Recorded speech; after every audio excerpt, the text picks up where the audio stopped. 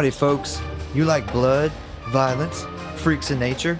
Well, then come on down to Grindhouse Syndicate's Museum of Monsters and Madmen. See the alligator boy, ride my famous murder ride, and most of all, don't forget to take home some of our tasty fried chicken. It just tastes so damn good. Welcome to the show. I am your host, the one who brings the Christmas candy, and that's my co-host, the one who brings the devil's brandy. And today, we are covering Rob Zombie's House of a Thousand Corpses as we inch closer and closer to All Hallows Eve. That was good shit. Yeah, Good shit. I had to take a big breath for that one. Yeah, I would have fucked that up Yeah. about 37 times. Yeah. So, did you happen to catch the teaser trailer for the Strangers reboot remake thing? I don't know what they call them anymore. They used to be called them remakes, but I think they call them reboots now. I did. It was very much a teaser trailer. I think it's not even 2 minutes long. They released some like promo photos for it too, and it doesn't look like they changed the because you don't see the actual strangers in the teaser trailer, but they released these photos and it doesn't look like they changed the outfits of the three killers all that much. I think just slightly. That's great and all, and it seems like they kind of captured that original creepy feel from the teaser trailer. But I mean, the sequel just came out in like 2018. Yeah, that's what I was about to say. This is just not old enough of a movie to be remade. Like, there hasn't been enough advances in movie making for this to be much different than what the first one was. I mean, I feel like what would the original come out in, like 2008? 2008, and then Wow, it Strangers was Pray at 2008? Night. Yeah, it was. Nice. And Strangers Pray at Night was 2018. To 2024, we're getting a reboot. And this is the first film of a trilogy because every reboot now has to be a trilogy. They've seen all that money they can make off of them.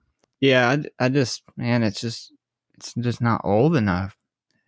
It would be a lot more exciting if it was like 30 years old or something. But, I mean, I guess 16 years is a long time. I don't know. It's because we're getting old, man. 16 years sounds like a lot, but it just seems like it wasn't that long ago it came out. You know, this movie, House of a Thousand Corpses, is older. Are we going to get a House of a Thousand Corpses remake next? I hope not. Nobody but Rob Zombie can do that movie. That is a total Rob Zombie movie. I'm surprised that he doesn't want to remake this movie because he doesn't have the fondest memory of this movie, really. Like, I think he sees too many of the flaws in the movie because it was his first.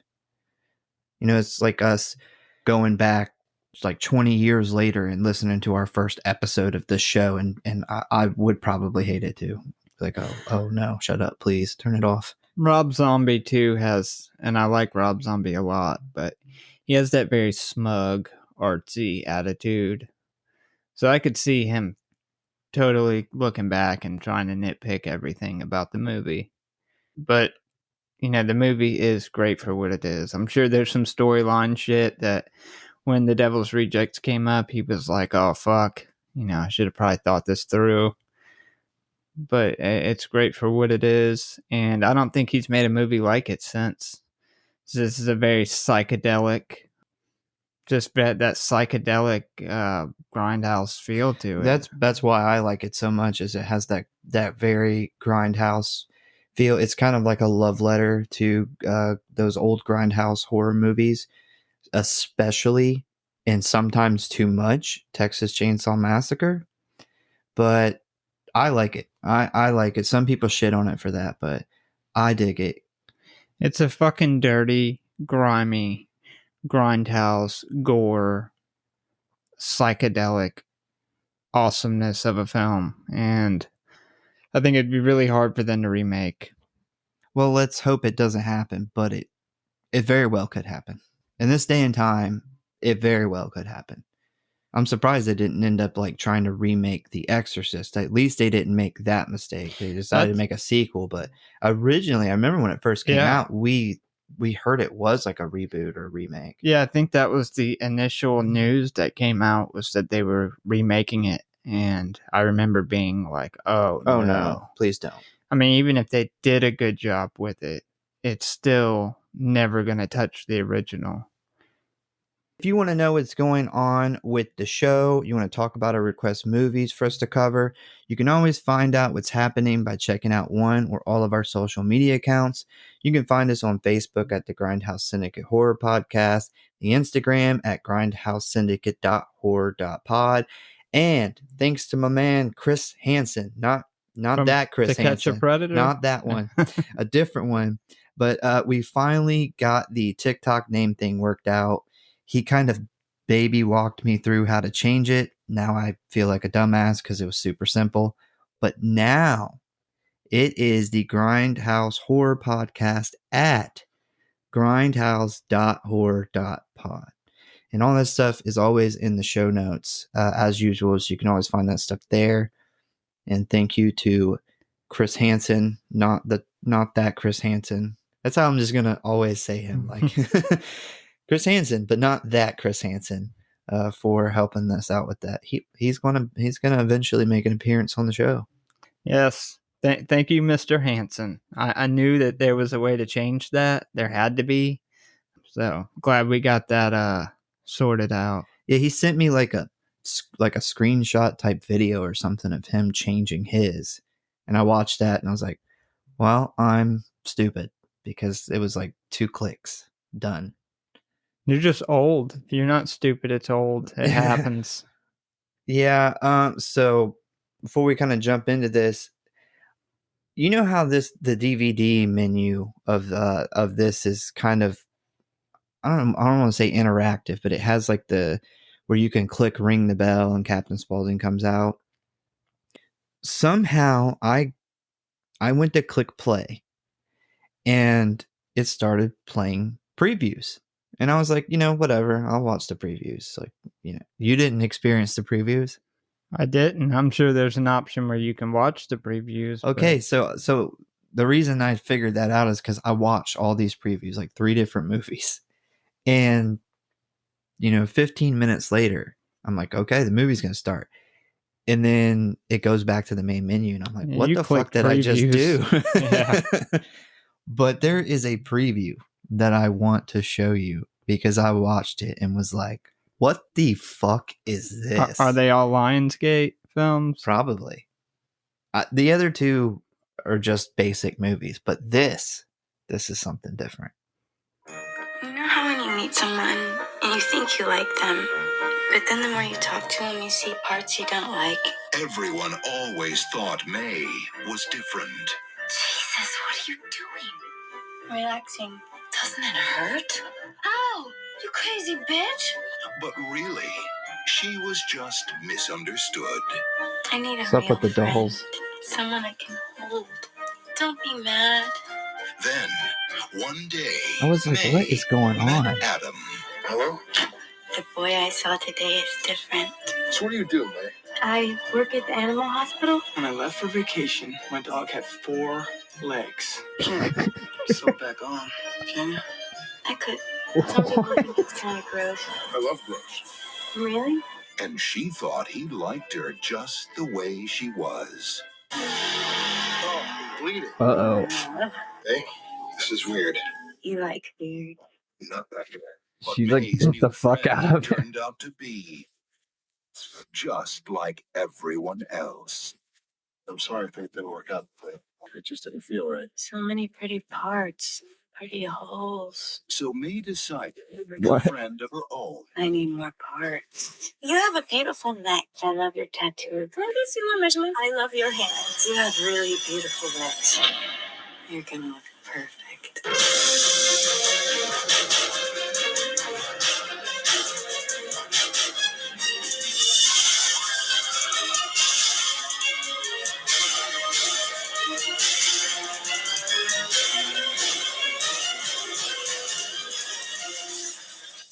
What is going on?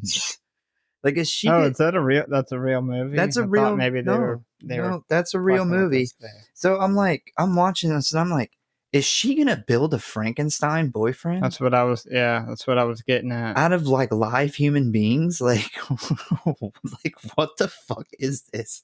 Because it starts out and you're like, That is a Tales from the Crypt episode.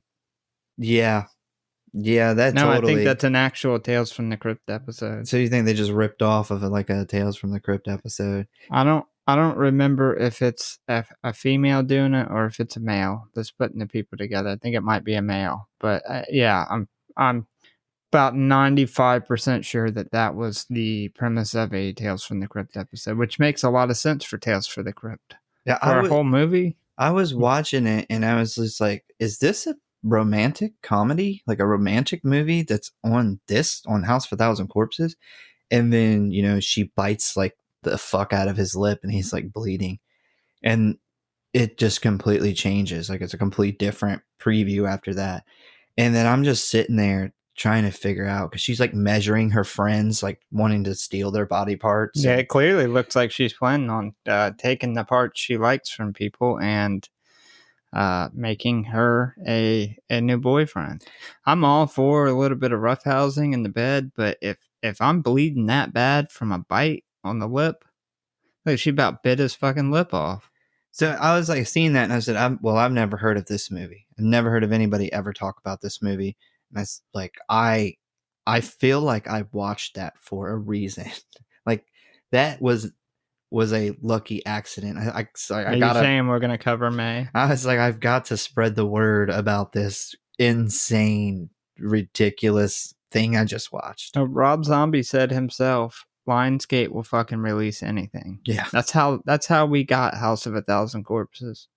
Was them taking a chance on anything. But yeah, so that's May. That came out in like I think it was we're gonna end up covering May. I think it was like 2002 or something. I think it came out. I looked it up. But anyway, yeah, so House of a Thousand Corpses. House of a Thousand Corpses is a 2003 American black comedy horror film written, co-scored, and directed by Rob Zombie. As many people know, this was his first film, and it is the first in what is called the Firefly film series. It stars Sid Haig, rest in peace, Bill Moseley, Sharon Moon Zombie, Karen Black, Rainn Wilson, Chris Hardwick, Tom Towles, Aaron Daniels, Jennifer Jocelyn, Walton Goggins, and Dennis Fimple. I love Walton Goggins. I love everything I've ever seen him in. Which one was Tiny again? He's passed away too. I think he passed away. Passed out. He passed away right after Devil's Reject. I think before it even came out. Yeah, I can't remember. I don't think he was in that list of people I just named. Yeah, that's weird.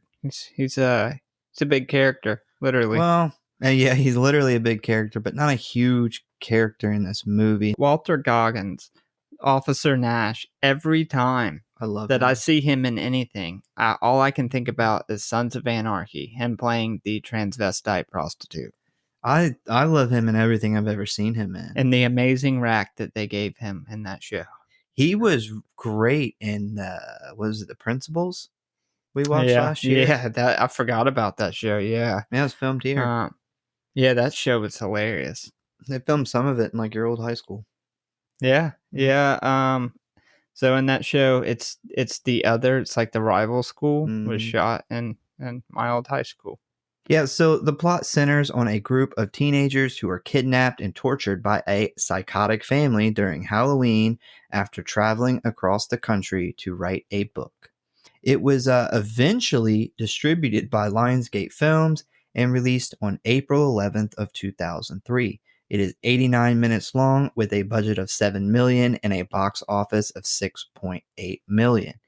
So the budget is listed as $7 million, but Rob Zombie has went on to say that he doesn't exactly know how much money, because I think the budget was originally $4 million, and then he kept asking Universal for more money, and then he said he like purposely filmed a bad ending, so when they screened it, they were like, yeah, the ending sucks. And he's like, well, could you give me more money to film another one? So they did.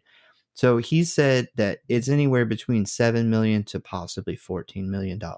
What's hilarious about that, if I remember correctly, he probably made a ton of money off this because he bought it back from Universal for I think it's been a while, but I think it was $250,000 or something close to that. Yeah, I didn't come across what he bought it back for. Yeah, I'm pretty sure I seen in an interview it's like $250,000 is what he bought it back for. Well, it made $16.8 million. Yeah, turn around and make all that money, and then on top of that, the cult following that this movie has gathered since then. Not only has he probably made a shit ton of money on people buying it and watching it since then, but also The Devil's Rejects and Three from Hell. I made a ton of money off of those movies, and this was the precursor. It was inspired by 1970s horror films such as The Texas Chainsaw Massacre and The Hills Have Eyes. Rob Zombie came up with the idea when he was designing a haunted house attraction for Universal Studios Halloween Horror Nights. They basically asked him if he had any movie ideas, like why he was doing this, and he pitched House of 1,000 Corpses, which he mostly made up on the spot. They liked it, and he went home, he wrote an outline of the movie, and they approved it.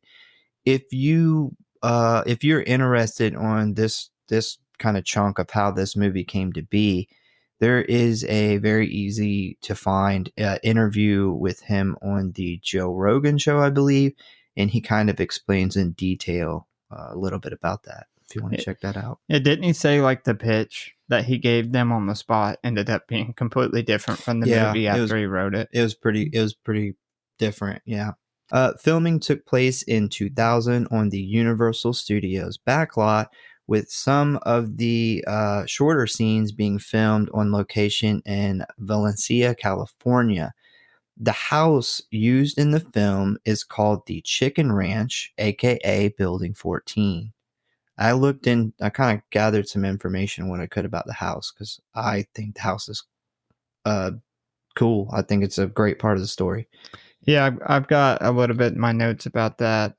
I know I've seen, not in person, but on videos of the backlot tour in Universal. Yeah, I checked it out. And seeing this house, which is in the middle of this neighborhood that's used for filming, and then seeing the outside shot when they show the outside daytime shot, the set people, the set directors did an amazing job. Because you wouldn't even recognize it. On Universal's backlot website, they actually have multiple pictures of this house, and there's another movie where it looks way worse than this one, than it does in this movie. But it actually sits in the former location of the Psycho house. Psycho house was moved in the 80s when they went to film Psycho 2.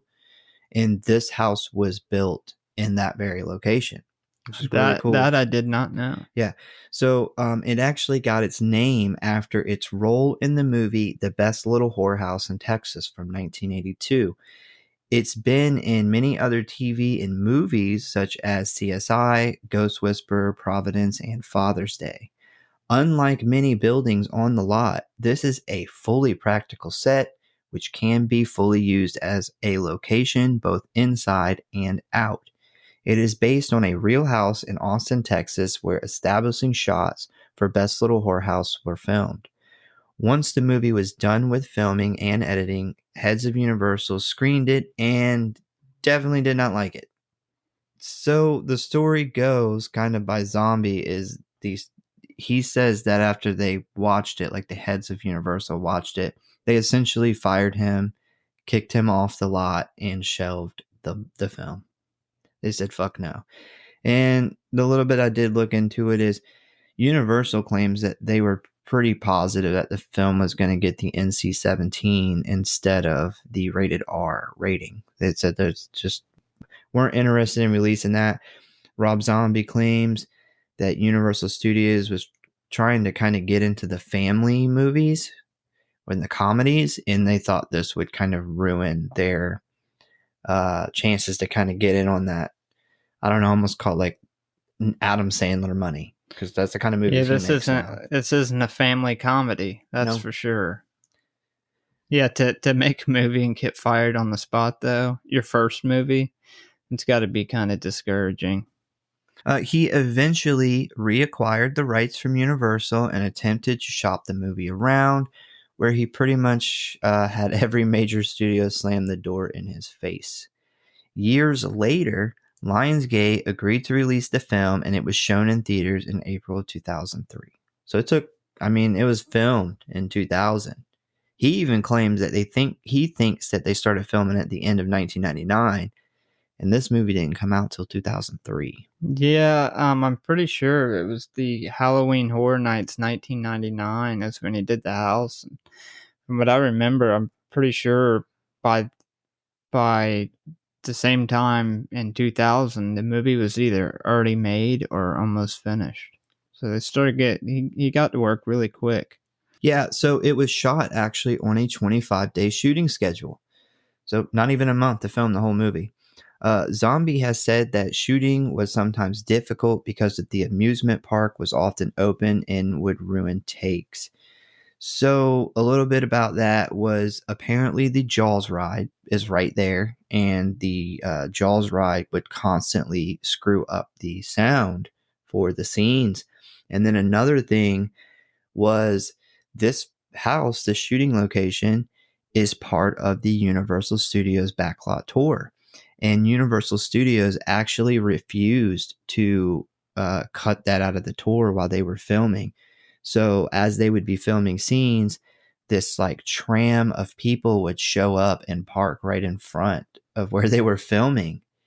And he was basically like, we're trying to film a movie. You can't just have these people just sitting here while we're filming.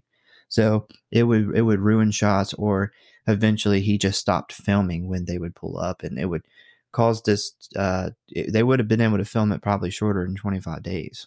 Yeah, how you can invest like $7 million into a movie and then refuse to accommodate something for the filming, especially on only a 25-day filming schedule. But I've seen the video of that backlot tour, and I will say I've done the one in Florida. The one in Florida has nothing Nothing on the that. Hollywood, yeah. One day we've got to get out to California and do that backlot tour. A quick little interesting thing. So the house, Denise's dad's neighborhood. They do a couple shots. It's like Halloween or whatever. I noticed that they showed some decorations and stuff. So that his house, the dad's house, is actually, I believe, the Leave It to Beaver house. And then apparently, I don't watch the Munsters, but apparently off to the side, like one of the houses in that neighborhood that's in that shot is the original Munsters house. Yeah, they have. So that's in the backlot tour as well. And it's crazy because you don't even recognize it.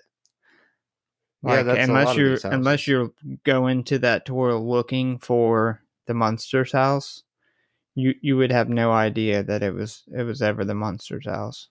I'm sure he thought that was really cool because I know he's a big Munsters fan.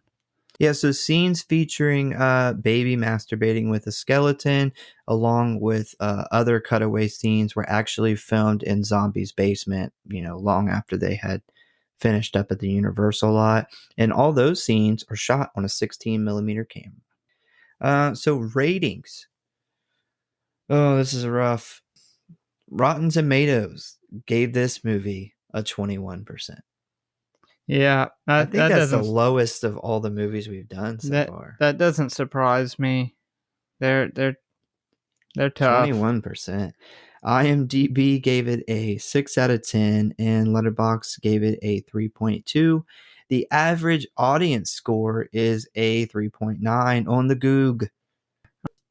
Yeah, this is one of those movies where you have to be a horror movie fan to enjoy this movie. Like there's some horror movies that, like The Lodge, for example, where it's got a really good story. You don't have to necessarily be a huge horror movie fan to watch that and think it was a good movie. This movie, if you hate horror movies, you are absolutely not going to like this fucking movie at all. So if you would like to watch this movie, it is currently available for free on Tubi and Pluto TV, or you can rent it for $3.99 on Amazon, Apple, Vudu, and YouTube.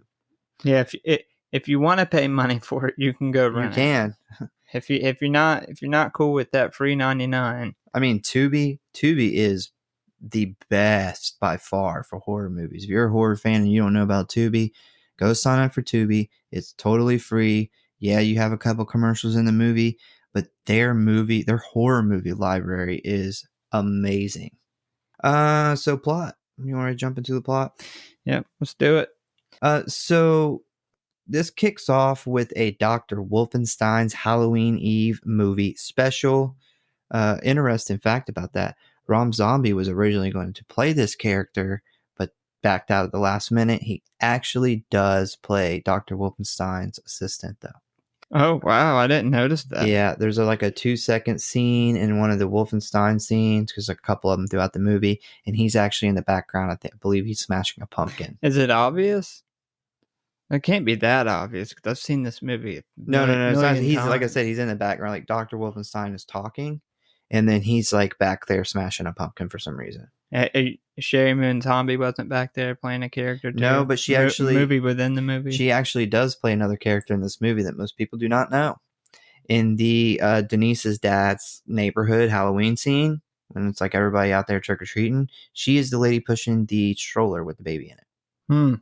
Yeah. She's like, put me in one movie is not good enough, or put me in once. It's not enough. No. But this leads us into a commercial for Captain Spaulding's Museum of Monsters and Madmen, a murder ride, and fried chicken. We cut to Spaulding's place of business, where we see him crudely dressed as a clown. We are informed that it is October 30th, 1977. It is Halloween Eve. And he's pretty much hanging out. He's talking to a local friend of his, when suddenly 2 men in masks burst in and attempt to rob him.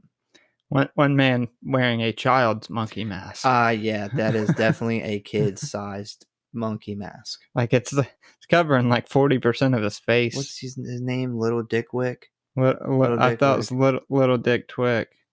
Maybe it's Wick. I think it's Wick. Yeah. Because I got him in here like later on in the kills, but. So Spaulding, he resists their demands, basically tells them to fuck off. And these two are ultimately killed by Spaulding and his assistant, Ravelli, which I didn't know his name. Yeah, so does it say his name? Ravelli? Ravelli? I think I think it's Ravelli, and I actually looked into this.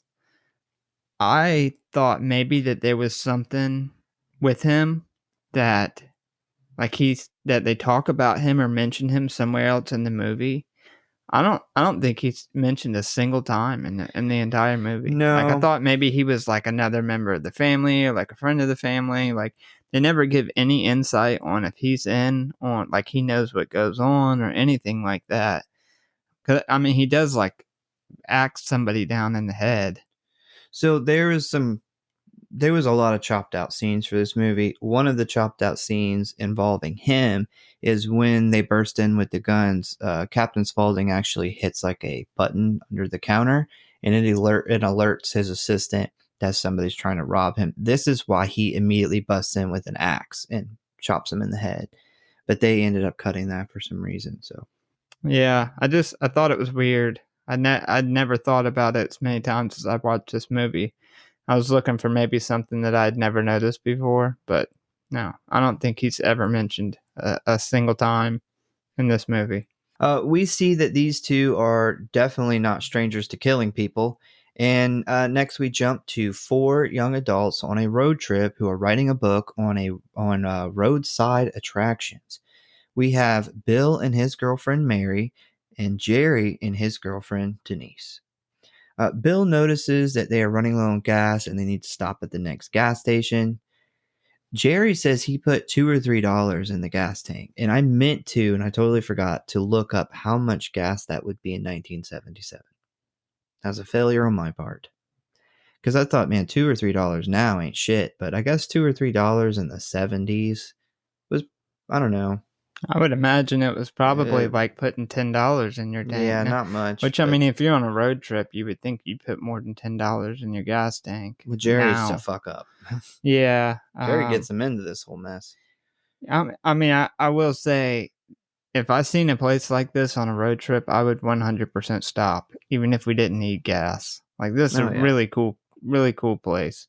But yes, he does get them into some shit. They end up stopping at Captain Spaulding's place to refuel, where they find the murder ride. And I would be so stoked on the murder ride. Absolutely. Like, I don't really care about the shit that's inside, like the weird stuff in the gas station, but the murder ride, yes, I'm going on a murder ride. Yeah, sure. And it's like, from looking outside, you could see it says "and murder ride" 100%. Well, the whole side of it is like, you can see the side of this really cool almost looks murder like ride stuff. Something that would be in the fair, or something like a haunted house in the fair, or something you would go through. I would be fucking stoked if we were on a random trip and came across this place. So one thing that's weird is this is, pretty much this whole movie, but these two girlfriends, they don't really seem like they're into like these two dudes all that much, and they're definitely not into the trip. One of them says skip the murder ride, and I'm like, how about we skip letting you go on the rest of this trip? Yeah, like, let's not let you back in the car. So the first impressions of both of them, Mary and Denise, is they seem very stuck up. They suck. Stuck up prudes. They don't seem like they would date either one of these guys. No, and Jerry seems like he would be like, if I had to spend a day with him, I'd probably kill myself in the murder ride. Yeah. Seems very, very, very like one of those ultra hyper annoying. So at this point, Bill's the best character out of the four. Yeah, during the ride, they learn about a local legend named Dr. Satan. And the story goes that he was an intern at Willows County Mental Hospital. Using primitive brain surgery, he believed that he could create a race of superhumans from the mentally ill. Eventually, the local townspeople captured him and hung him from a tree for his evil deeds. But the next day, the townspeople discovered that Dr. Satan's body to be missing. Even till this day, no trace of him has ever been discovered. He just disappeared. The lobotomy expert. Just about 77 lobotomies were done with. Well, he trying to make superhuman, so he may not even been doing lobotomy. He may just been doing it because he's trying to make superhumans, not like zombies. Well, you can tell by the end of this movie, he pretty much makes zombies. He can't get away from it. Looks like he did some very, very, very advanced lobotomies. He wasn't even a doctor. He was an intern. He did an open brain lobotomy. But he doesn't even know how to do brain surgery. He's just this intern that's like sticking shit in people's brains. But so Jerry is very interested in this story, and he talks Bill into checking out what they call the hanging tree, which is said to be pretty close by. Spaulding draws them a map while Denise calls her dad from a payphone, informing him that they are running a little late but should be there by 11 p.m. They fill up on gas and begin to head towards the hanging tree. We then see a television broadcast about 5 local cheerleaders that have gone missing in the area of Ruggsville, which happens to be where Spaulding and the hanging tree is located. This was the first time that I noticed that Bill Moseley is the newsman. Never noticed that. Didn't notice that. Nope. Still. Go back and watch it. Bill Moseley is the newscaster. Man, he must just really not like paying multiple actors. It's like, it's not in the budget. We're all going to have to play 2 parts here. I'm going to play a part. Sherry, you're going to play a couple parts. Yeah, this was the first time I noticed it. I said, is that fucking Bill Moseley? And then when I was doing my research kind of about the information for the movie, one of the things that popped up was Bill Moseley is the newscaster for the 5 cheerleaders. And I was like, oh, knew it. Seen this movie so many times and never noticed that. Yeah. During their drive, we see that it has started raining very hard, and they come across a girl standing on the side of the road hitchhiking. Against the girl's wishes, they decide to pick the girl up. We learn that this girl's name is Baby Firefly, and she lives nearby, and she can also take them to the hanging tree. Well, these girls are stuck up, but I don't blame them here. Like, no, you're gonna pick up a random, better looking than those 2 girl, and in the middle of the night. Like, My wife would absolutely kill me if I picked up any female hitchhiking, let alone even if I was by myself. Like, And then, the number one rule of horror movies, I don't say it's number one, but it's in the top 5. Don't pick up people hitchhiking, especially not at night. well, we know from serial killers that hitchhiking in the 70s was like huge, especially girls, like girls her age were getting picked up by, people for, they're hitchhiking all the time. That's how, a lot of killers killed women. Yeah, but So it's not that far-fetched. It is, I guess, when you consider that they have their girlfriends in the car.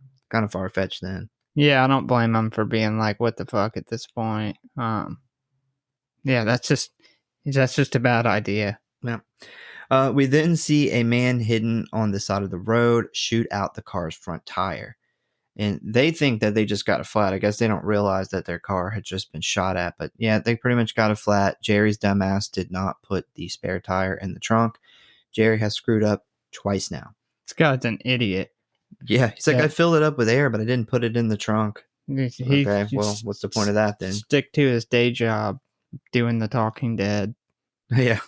So weird, because I remember seeing him on that show and him saying this is the only movie he's ever done. He says, this is my whole entire film career in one movie. Well, I mean, he's batting 100% on good horror movies, Yeah. at least. Baby says that her house is within walking distance and that her brother has a tow truck and can fix the car. Her and Bill then begin to walk in the rain to her house. We then meet Otis Firefly. He is a very pale and creepy looking man. I don't know how to really describe him. You kind of really need to see him. He is standing in front of the missing cheerleaders and rambling angrily, I guess. I love his ramblings. I was thinking about it, and this version of Otis, for one, he seems like he has schizophrenia in this one. And in my opinion, this version of Otis is way more scarier than he is in the other two films. Like, I like Otis in the next two films, but this Otis is scary. No, I agree. So he kind of plays the same, same mannerisms and stuff. But for one, the look, he's like not super pale. They used his actual like facial hair, and they didn't put that. They used his real hair. Period. They didn't put that white hair. So look wise, he's much scarier in this movie. But he also doesn't have the crazy ramblings that he has in this movie. In the other two. Yeah, his ramblings are very like schizophrenic type ramblings because he's I talking about think his brain is stuck and he's just crust on top of his brain that he needs to get off. Maybe he got it off. Maybe killing them got it off, and then the next day he was fine again, and his hair changed color and all that good shit. He's not super pale in the next two movies either. He's not. He got some sun when he had to go outside. Got that vitamin D. He had to go out and kill Walter Goggins, sheriff. That changed it all around. Yeah, he got enough sun. We then see Bill and Baby arrive at the house where she informs him that her brother already left to pick up the car and they can just wait inside for the others to arrive. While waiting inside, watching TV, we see that Baby is very flirty with Bill. So poor Bill. Poor him. Yeah, sucked to be him. She is so attractive in this movie. Like, just ridiculously attractive. Yeah, she is. She's got a really pretty face. I'll say that. I'm not a fan of the laugh. Like, the laugh is good for the movie, but that laugh would drive me nuts. Like, if I was dating someone with that laugh. Well, hopefully that's not a laugh in real life. No, but Good God. But Baby Firefly, that's her laughing. Oh, geez. A little later, we see that the car with the others, it arrives with them inside. And they kind of show up hooked to the tow truck, courtesy of Baby's brother, Rufus, a.k.a. RJ. This dude's big as fuck. Yes, man. he is. Like, he's a not as talked about member of the family because he's only in this one. But this dude, like, if I had to fight somebody, I would not want to have to fight this guy. He's big. He is in the second one, but he's just in the beginning. Yeah, he's he's hidden kind of behind a bunch of like homemade plate armor that he makes in like the some kind of beginning. steel armor or something. So they all decide to wait inside the house while RJ goes to get a tire to repair the car, and this is where we meet Mother Firefly, baby's mom. And Baby mamas. Not baby's mama, baby's mom. And she is very into Jerry, which is odd because she's really feeling him. And one of the girls asked to use a phone and is informed that they do not have one. Baby mother baby mother mama Firefly. Mother Firefly, there's not even a baby in this fucking sentence. Mother Firefly extends an invitation for them to join the family for a Halloween Eve dinner. She informs them that they take Halloween very seriously. I guess Halloween Eve as well. Little sweet 7.8 ounce beautiful baby mother Firefly. Next, we see the group of four sitting at the dinner table. They have been provided these very creepy kind of homemade masks to wear when they look up to see tiny Firefly. Yeah, up until this point, I would be like, okay, this is a really weird family that really likes Halloween, and they're a little off. But it's not that crazy. This is where things start getting This is where things start going downhill. When Tiny walks in, I would have shit my pants. Yeah, I actually have it right here in my notes after the next sentence where I'm like, I'm not gonna lie, I'd be pretty scared sitting at this table in these people's houses right now. Yeah. Like, I would rather go sit in the fucking rain until daylight in my car before I sat in these people's fucking house right now. Yeah, there's no way I would be getting the fuck out of there after that. Be like, oh, I left my chicken in the toaster back at home. I got to get the fuck out of here. My 1977 Uber has arrived, and it is going to be taking me to a hotel/motel. Yeah, Tiny, he's horrifying. And then Grandpa Firefly is the only Firefly out of the family who I fucking can't stand. I hate Grandpa Firefly. It's just gross. So Tiny is a very tall, very tall, skinny, silent, and deformed man wearing a mask. He sits down at the table for a moment before getting up to go get Grandpa. Mother Firefly informs the group, baby mama Mother Firefly informs the group that years ago her husband snapped and went crazy, pouring gas onto Tiny and setting the basement on fire. Tiny survived but was deformed by all the burns. She says his ears burn off. That sucks. Yeah, that's unfortunate. Yeah. So that's not the most unfortunate thing to happen to Tiny, but he's the only time he's like 9 foot tall. Like I think in real life, this guy was like 8.5 foot tall. He was the guy. I wish I could remember the actor's name, but he was like a really awesome, down to earth guy. It's sad he passed away from the condition he had, but he was really that tall. Like they didn't make him taller or anything. No. He was fucking massive. Well, they said that they had to get a stuntman for him, and his stuntman was 7 foot tall. And it was probably shorter than him. Probably. They didn't ever say how tall he was. We then see that most of the family is sitting at the dinner table eating when Otis comes down the steps holding a baby fetus in a fucking jar. So I watched the second time I watched it with the captions on. I can't remember off the top of my head. I didn't write it down, but Mama actually says the name. Remember, she goes and kisses the baby fetus jar. She actually says the name, and it's something weird like Wolf something. Yeah, they named the baby Wolf. Did they ever say was the baby like a baby of hers that died? No, I would assume it would. have to be. That's why they would be keeping it in a jar as if that's normal. I don't know. I put in my notes the dead baby in a jar would be very fucking alarming. Yeah, so Jerry he asked them about the Dr. Satan myth when Otis tells him basically, you're not ready to hear the real story. Shut the fuck up. Dinner ends and they take the group into I had a hard time describing this, like a showroom and their house with like a stage and like theater lights. I don't know, it's hard to explain. Yeah, they set up like a stage in a big room. It's like a circus show. Yeah, I don't even know where they would have the room to put this in this house. It's not that big.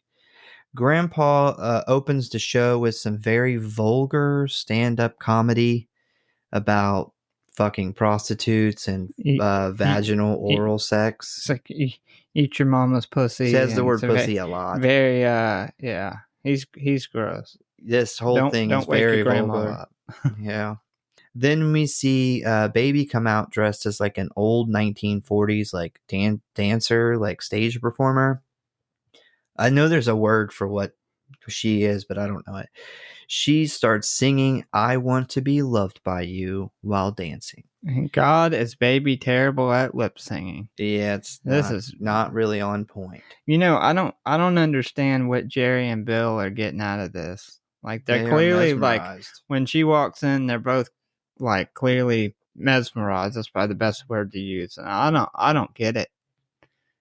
She was much better looking outside of the she's like a burlesque mime. That's That is correct. If this was Jeopardy, it'd be what is burlesque mime for yes. Sweet little 4.2 ounce baby, not baby mother wolf. Firefly. Baby wolf. It's a baby wolf fetus, but that's also human. She sits on Bill's lap, which causes Mary to jump up and push her off, calling her a stupid fucking whore. Baby pulls a knife on Mary, telling her she's going to cut her tits off. And they kind of scuffle or whatever, and the fight is then broken up. Just then, RJ bursts through the door, telling them that the car is repaired, and the group rushes out of the door, jumps in the car, goes to leave. Yeah, they get in this car, and it's like pouring rain. I don't know is. why I noticed this. I've never noticed it. It's like pouring rain. They get in the car, and they're all fucking dry as a bone. I don't even know how they filmed it that way. Didn't even notice that. Yeah, it's like it was just raining on the car. Digitally added the rain with computers. Computer magic. I know it's 1999 that good at adding rain. I don't know. Bill hops out of the car at the end of the driveway to open the gates, and Otis jumps down. He's kind of like pretending to be like a scarecrow. Yeah, that's Yeah, and he jumps down and attacks him with a bat from behind.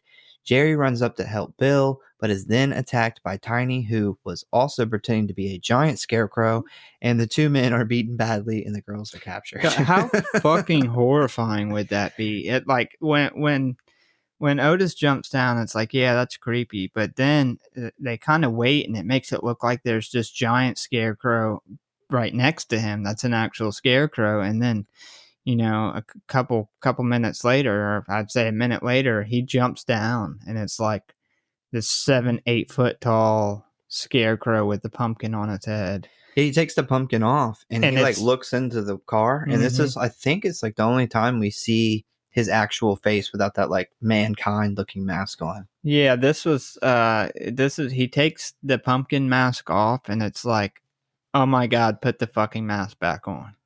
Like it's 10 times scarier. I just feel like they set it up like that. Like they know how fucking scary he is. Just cover him up with the mask and then bust it out. I will say that if I'm them in this situation and I just went through all that, I probably am going to drive through their fucking gate. Yep, that's what I was thinking. Is I would have been like, fuck that gate. Or if I was dead set on not fucking my car up, I would at least pull like 3 feet from the gate. He stops like 30 feet away from the gate, and I'm like, bro, like, what are you doing?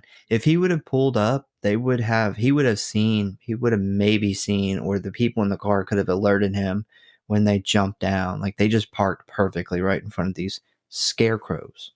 Yeah, I'm getting new headlights, a new grill, whatever I need to do, freshen up the paint job. I don't Fucking care what it back is. into it. I Fuck the am trunk. I am 100% driving through this motherfucking gate.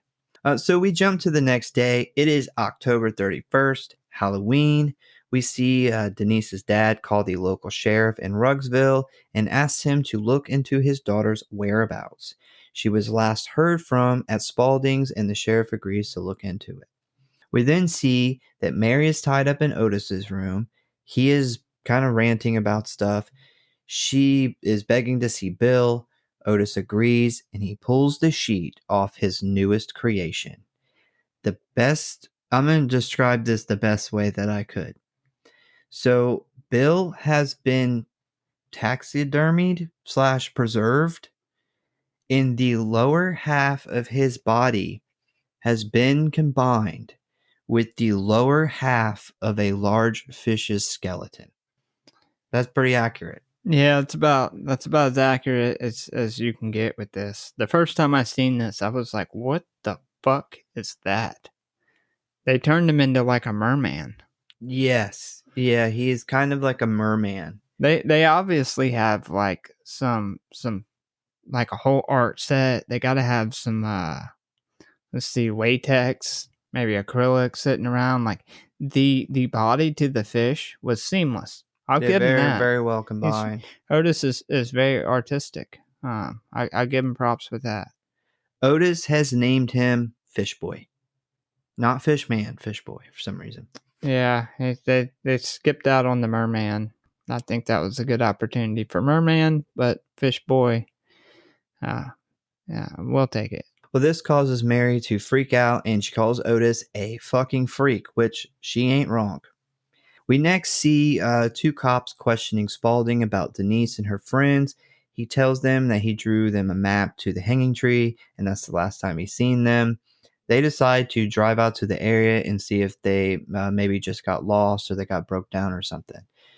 Next, we cut to Denise, who has been tied up in the basement and redressed. She begs for Tiny to release her. He surprisingly does. She attempts to escape and is very quickly caught by Otis. The shot of Tiny eating the Agatha Crispies, which I love the name of the cereal, Agatha Crispies, is fucking great. It's super gross. I hate, yeah, that's what I was waiting for a pause so I could get to that. It makes me so fucking uncomfortable. Maybe one of the most uncomfortable things in this entire movie is him eating this fucking cereal. It is just, I don't know why. It just gets to me. It's like they gave him a bowl of cereal that looks like it was cereal and like old brown shit water or something, and then I don't know, man. I don't know why that gets to me every time. And then him just releasing her, I've always just thought that was hilarious. One thing I've noticed about this movie was anytime there's eating in this movie, it's gross. Yep. That's and this is probably a big reason why I hate Grandpa Firefly, because he's like literally got mashed potatoes like smeared across his fucking face when they're at dinner. Hate it. I have a thing. I don't know I don't know if there's an actual phobia for this, but sure, it's like food on the face. Like I absolutely hate when people post pictures of people's babies that got food all over their face. And Brooke will do this and she'll be like, "Oh my God, look how cute she is." And it's fucking gross. Like I don't know what, even my own flesh and blood, like wipe your fucking face for the love of God. So when adults do it, it's so much worse when an adult get your does fucking it. life together, kid. Wipe your fucking face. Well, yeah, but not for the it's like Brooke had to wipe the baby's face off, and then people post like their babies are already half the time are like bald, not good looking babies, and then they post them to Facebook and there's food all over them. There's and a I'm lot like, of baby hate going nobody on wants to see your fucking baby with food all over its face. Like nobody cares. It's gross, man. I'm sorry. I had to do the food on the face phobia rant, but well, now that we're done with the baby hating, no, I love my baby. My baby's great. I just don't like when Brooke doesn't wipe her face off. We see that the cops have discovered Bill's badly beaten car in a field. They open the trunk to find one of the cheerleaders' naked, dead body with the word trick or treat carved into it. They immediately realize that this situation is much more serious than they originally thought. They also inform Denise's dad. Got to give a quick shout out to the FX team on the full body dead makeup of the girl in the trunk. They did a really good job doing the makeup for that. I'll say that. If you ever seen a dead body, they nailed this pretty good. Yep, it's solid. You know, it's funny because the skin tone of the dead body is the same skin tone as Otis. Otis has a little less color. It looks worse. He does. Well, the dead body kind of has some purpling and stuff. Like, you know, they did a really good job with the blood kind of settling in on the skin, and so you start to kind of purple. And Otis has nothing. Otis is like a sheet. You know, since we're on this subject, I love Bill Moseley. But if you Google Bill Moseley, there is some, not all, some unflattering pictures of Bill Moseley when he goes to, like, he'll go to an event and it's like, are you okay? Like, he has sometimes like the, I need a drink look. Like he sometimes has like a, like maybe he's an alcoholic. Like he just don't want to be there look or something. Like he's had a rough life. That type of look. He looks rough sometimes. Maybe he is rough, and maybe that's why he plays this part so good. Yeah, Though I will say Otis. Okay, right is here. made. Yeah. Yeah, he kind of looks like he might be the bum that you find asking for change at the gas station. But then he has like other like really good like here. So here's another one. Like he does the bum look good though. Like that picture looks like you got the guy from the gas station and you put a suit on him. Yeah, looks normal here. Well, it's because he shaved all his. The thing is with his beard is he doesn't control his beard. This was a thing. Get your beard on a leash, bro. So before I got a professional job in the real world, after I got out of the army, my late teens and early 20s, this was my beard. It grew the way my face wanted it to grow. And then when I got out the army and I got into the financial side of business, I was like, okay, how do I fix my fucking beard? Like, how do I make this not look like I'm a caveman? So Bill Moseley matured as he got older. His beard just didn't. Yeah, his beard stayed 22. I will say though, shout out to Bill Moseley. I love him. He fucking played He's so great. He is. I couldn't think of anybody else playing the character of Otis. I mean, in all three movies, he absolutely just nails this character, but more than the other two in this one. He actually does a lot of voiceover work too, which a lot of people don't realize, but there's a lot of kind of animation type stuff out there.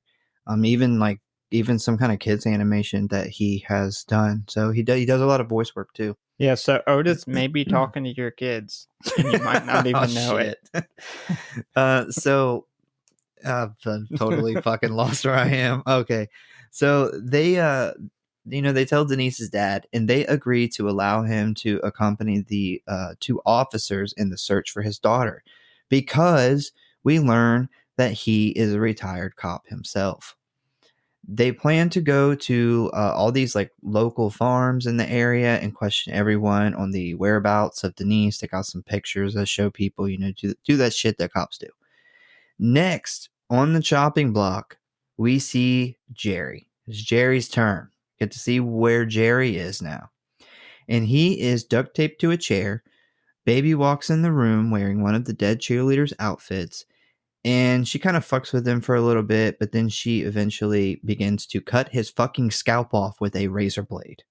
Like the old-timey one that you'd shave with. Yeah, she's scalping him with that. Yeah, he's like, she starts cutting his hair and he's like freaking out at first. And I'm like, if I'm in this situation, like the last thing I would give a flying fuck about is my hair. But my scalp, yes, I could see, I understand him being a little upset about the scalp. Well, especially Jerry, because he doesn't really seem like he gives a fuck about his hair. He doesn't seem like he gives a fuck about anything other than being goofy. and doing the Talking Dead. Obviously, that's an important part of his life. Then we see Grandpa, aka Hugo, and Otis enjoying some downtime while watching the Munsters, which is interesting because Rob Zombie ended up making the fucking Munsters movie like years and years later. Because he's like a fucking Munster super fan. You can tell he gives off Munster vibes, seriously. Yeah, look. On a side note, the Munsters he made, I'm not gonna say anything bad about it, but you can't have Herman Munster without Fred Gwynn. You just can't. It doesn't work. I didn't see it because I don't really know a lot about the Munsters. Well, I'm a big Munsters fan. Whenever I was a kid, I loved that show. Old Judd. And yeah, without old Fred Gwynn playing that part, it's tough. Don't go over there. I will say though, with that movie, like the colors and the feel and the sets are amazing. Sherry Moon Zombie plays the part of what's her name? Yvonne DeCarlo, which plays Mrs. Munster, Lillian. She does really good with that. The colors are amazing, but yeah, I did see the you gotta colors have Fred looked Gwynn. Great. The filming actually looked fantastic. Yeah, it's a beautiful film. Just it wouldn't be bad. My biggest hang up is I just can't watch Herman Munster not be Herman Munster. It's just too goofy. So officers Wydell, Nash, and Denise's dad, Mr. Willis, pull up to the Firefly house. Wendell says that he's going to knock on the front door and talk to whoever answers, and for Nash and Willis to go around back. Mama Firefly informs Otis he gives her a gun and he tells her to play it cool and he will go around back. Mama opens the door and talks to Wydell. He comes inside and he shows her some pictures. Nash and Willis kind of hear some like moaning and kind of some noises coming from the shed out back, which they end up kind of bursting this door open.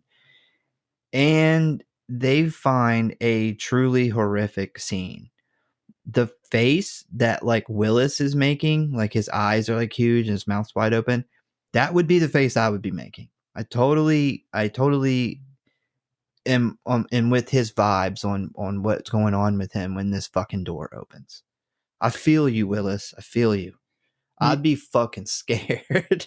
Yeah, definitely. With all these tied up, like carved up cheerleaders dead. I thought that this scene, the setup for this scene, how they put this together was just fantastic. Loved it. It's total got that Grindhouse horror, just dirty, grimy feel to it.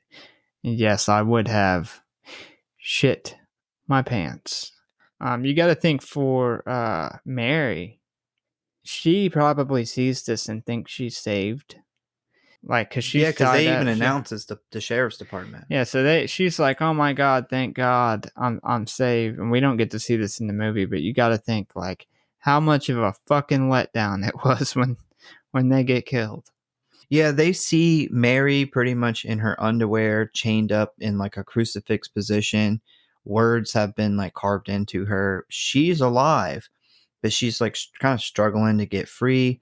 Behind her is all of these like mutilated, naked, dead bodies of all the cheerleaders, and they have like pentagrams and shit carved into them. It's fucking gnarly. It's good stuff. It's gnarly. It's kind of like a Rob Zombie music video. It's good stuff. Kind of what it gives vibes for. Yeah, I really enjoyed it. I thought the set was good. Nash begins to yell for Wydell on his radio. Wydell goes to answer him when Mama shoots him in the neck with the pistol. Nash and Willis start running for the car. Now, did you notice how much faster Willis's old ass ran than Nash? Like, he's like 15 feet away. Like, he got way further away than Nash did. I think Nash froze up. He had to, because Willis dusted his ass. Knew how to handle it. He was still shook up about the dog. Did you? Yeah, the cock. That's a big cocker spaniel. I'm still going my pinky toe. It's about pisses himself over the dog. I love how he gets called Barney. He says, like, don't you start with that Mayberry shit. That's like every cop's like worst. That's the worst dish you could ever do. Mm-hmm. Did Denise's dad, Mr. Willis, did he look familiar to you at all? He looks familiar from this movie. I don't know of him being familiar from anything else. So he always looked really familiar to me. And I discovered that he is the old version of Private Ryan from Saving Private Ryan. That's where I recognized him from. And you remember in Private Ryan, he kind of goes to the grave. Because like in Private Ryan, you don't realize. Talking about Saving Private Ryan, right? Yeah, you don't realize like that it's when in the beginning he goes to like the military cemetery, and you think it's like the main character from Saving Private Ryan, Tom Hanks's character that's now old. But then you find out, spoiler alert, you find out in the end of Saving Private Ryan that the grave is actually Tom Hanks's character, and this old guy is actually the Private Ryan who he saved in the movie. And so there's a couple shots of him at this cemetery in that very, very famous movie. They dressed him in the same fucking outfit in this movie as they did in Saving Private Ryan.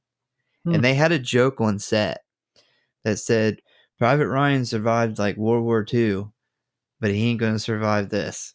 But it's So, hilarious. Was it intentionally done? It was intentionally done that they intentionally put him in the same like pants, jacket, and shirt that he was from the other movie that he was famous for. That's funny. Yeah, so anyway, he takes off running, and we see Willis get a gunshot to the back, which causes him to kind of stop and freeze, and then he immediately gets another one to the heart, causing him to fall face down into a mud puddle.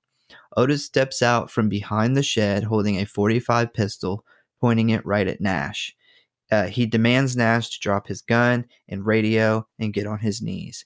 And we then get this like amazing up high shot of Nash kneeling with Otis standing directly in front of him, holding the gun to his head. The scene is silent and still for like a really long time. That's a really long time. It is finally interrupted by Otis firing the gun into Nash's forehead, killing him instantly. I think I mentioned this scene. I referenced this in one of our first episodes we did. Yeah, I think so. Just big shout out to the FX team. I love the anticipation of the shot. I love the way it's done. It's a very strange feeling shot. But the bullet, even like changing the slight trajectory when it comes out of the other side of the head. Yeah. I love that. Thought that was great. Thought the shot altogether was great. I also wanted to mention, it's kind of fucked up that old Mr. Willis takes off running because he recognized that was his daughter's friend she went on a trip with. Well, he just like, fuck it, get the fuck out of here. I don't think I really blame him. He didn't have a gun. If my daughter was missing and I thought something had happened and I opened up a shed and her fucking friend that she left with was tied up in this shed, there ain't no way in hell I'm running. Well, he might be running to get to the fucking radio call back. He needs a gun. He needs something. He's old. Yeah, I guess. Yeah, he's like, Nash, give me your gun because you ain't doing shit. It's like, I can't rely on this fucking guy. Later on that night, we see that Baby, RJ, Grandpa, and Mama have Denise, Mary, and Jerry dressed in rabbit costumes, tied up and hanging from the ceiling. They are chanting for Otis to come downstairs and reveal his Halloween costume. This is my favorite part of this movie. This is I would say my second favorite part. I love this part as well, though. I love this part. I remember the first time I seen this movie, I was digging the movie up until this point, but then when we got to this scene, I was like, this is going to be something I'm going to remember, forever about this. If I forget the rest of this movie, if I only see this movie one time, this is going to be the shit that I remember, because I remember seeing this and being like, if this happened to me, you might as well fucking kill me, because I don't think I'd ever recover from something like this. Yeah, you can tell this movie was written by somebody who absolutely loves horror. Like, you can't take a writer who doesn't enjoy horror movies and gets paid to write a horror script for a studio. They're not going to come up with this. Like, this is, you got to be a little fucking demented to even think of this. Well, and I love it.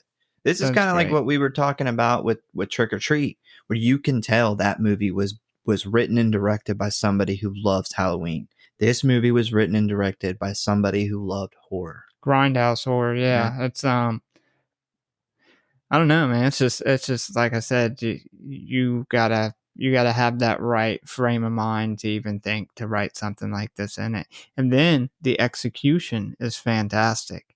Like the way the FX team does it, and they make it's hard to like make a cut off of somebody's skin and make it look like that person, but it does. Like as soon as you see it, you realize that it's her dad.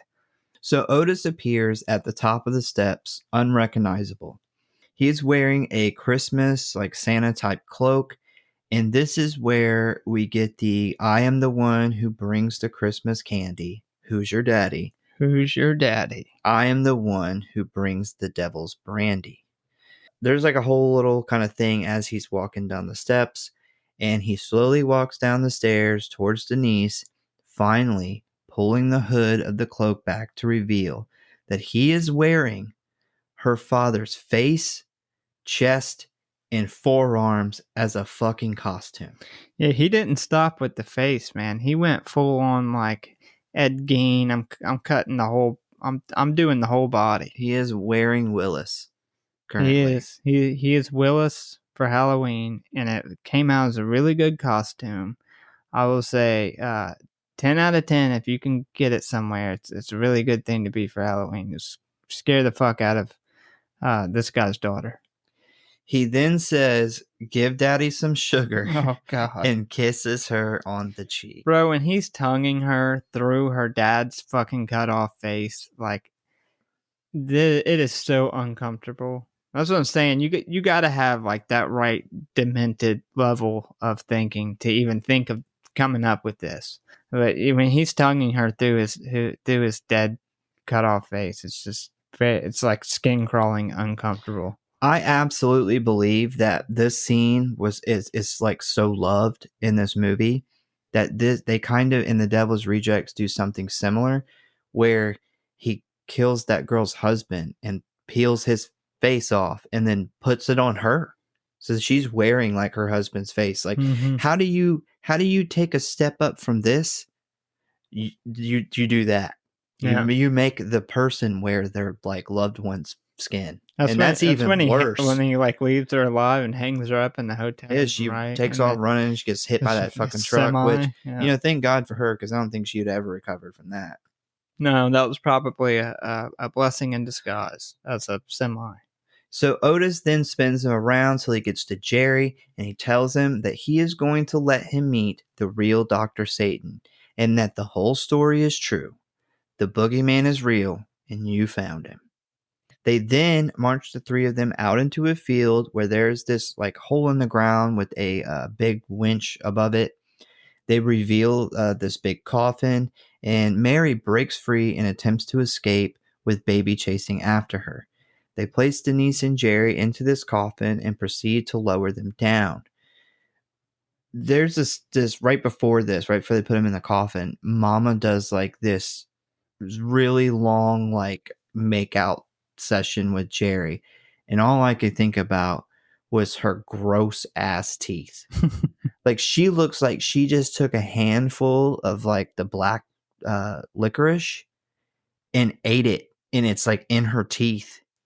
It's funny you mention her gross. teeth. This is what bothers me the most about the Devil's Rejects is the lady they got to play her. They don't fuck her teeth up. Like she has like perfect teeth. So I think she has like dentures in. This is supposed to be the next day, and that I don't know why the teeth. That's always what's bothered me the most about that switch. Like if you're gonna switch the character because you can't get the other actress to play the part, that's one thing. But she's so known for having her fucked up ass nasty teeth. You kind of gotta put that in the second one. It looks like she just ate barbecue chicken and left the sauce like in her teeth. It's Maybe she's into that thing that girls are into, of brushing their teeth with charcoal, and she just hasn't had a time to rinse her mouth out yet. Yeah, but there's some yellow in there too, so Yellow toothpaste. Maybe she just started. Maybe she did. This is why she needs the charcoal. Yeah. Also, when they start lowering them down in this coffin, I don't really understand this. Denise is yelling for Jerry to like wake up. How the fuck did Jerry fall asleep? Like, he was just awake Probably fucking passed out from that kiss. He's like, you know what? I take that back. I totally understand why Jerry fucking passed out. Because if she kissed me with them fucking teeth that she probably has not brushed since back when she had a phone in 57. Like, I feel like I'm going to take a shower. She got rid of the toothbrush and the phone at the same time. They just weren't working for her. When we're done with this, I'm going to go brush my fucking teeth. That's how grossed out I am. Oh, yeah, he died of fright. He just couldn't handle it anymore. He fainted. Brush my teeth with bleach. So Mary runs through the woods, and she ends up at this like huge homemade graveyard. I mean, it's fucking huge. And Baby comes up from behind her, tackles her down to the ground. She then begins to brutally and repeatedly stab Mary in the chest with a very large hunting knife. And she then starts licking the blood from the knife. This is my favorite part of the movie. Now, that might be surprising. I don't know what the murder of Mary? The murder of Mary. Wow. It is. I'm not the biggest fan of Sherry Moon's acting and some other stuff, but she plays this part great. Like, this part was made for her, literally. It was her first movie, so it's just so for one, it's brutal. Like, the stabbing is absolutely brutal. But then as soon as she gets done stabbing, she has the shoo goes the maiden line, and she does the little like very innocent, high pitched like laugh, like almost childlike laugh that she has, and then she licks the knife. And I don't know why that part. It's just always been, for one, the brutality of the scene. I think is awesome. It's great for horror. Like, the stabs are just repeated. The blood splatter on her white dress, I think, is great from a cinematography view. But just to show her that contradiction in her personality, like, she has this such a sweet, like, tone to her, but she's so brutal. And this shows you that she's not just one of the family members that goes along with this. She is one of the killers. She is a leader of this. Yeah, she's one of the leaders. Her and Otis are together. Yeah, because before this, you can't really tell. She's just like, maybe Otis is just a killer and she's just one of the crazy family members that goes along with it. No, she's one of them. And then I don't know why I'm fucking weird, but when she licks the knife, that's just always been very intriguing to me. Yeah, I know I'm a weirdo for that, but when I seen this scene, I was like, I've got to get a psychiatrist on speed dial, because I'm oddly attracted to her in this scene, and I don't know what that says about me. It doesn't say anything good. So I struggled with putting that in my notes, if I should say that intrigued me that much. Do I want to tell people that there's something wrong with my brain? I mean, if this was real life and she's licking like somebody's blood off the knife, yeah, that's weird. But knowing this is a movie, I don't know why that like she's like straddling her and just got done killing her, and then she licks the blood off of this knife, and for some odd reason that causes other blood and me to go other places. And you tell that psychiatrist that we have 2 appointments needed. Yeah, at the beginning of the film, it's almost like the family, or mainly Otis, possibly, uses Baby as kind of like the bait. The hot girl that gets the guys to show up to do something that they would normally not do because it's a bad idea. And that is very true in real life. Us men will do bad ideas when it comes to women. That's, you can talk us into some shit if you want to.